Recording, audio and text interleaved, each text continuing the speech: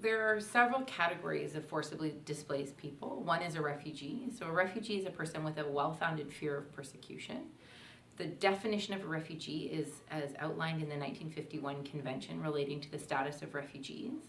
And it's a legal definition that affords individuals who are granted refugee status particular protections under the law if they leave their country of origin and seek refuge in another country.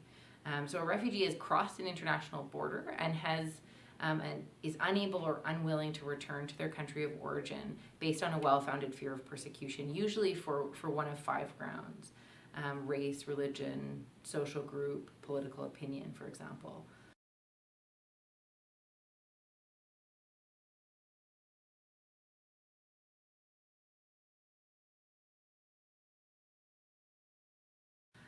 A person who's an internally displaced person, so that's another category of displaced people. An internally displaced person is someone who's been displaced within the confines of their country. So they haven't crossed an internationally recognized border, but they are displaced within their own country.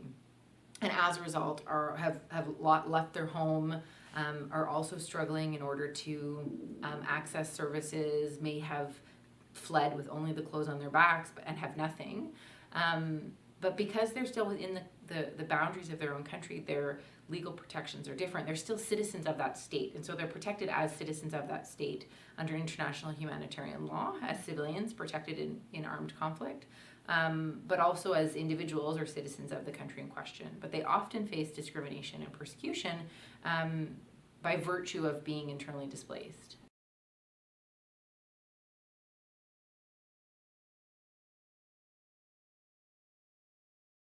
And then the third category referenced in the report is an asylum seeker. And so that's someone who has crossed the international border like a refugee and who is asking for protection from the country in which they've sought refuge. So in Canada, we actually refer to asylum seekers as refugee claimants, but it's the same thing.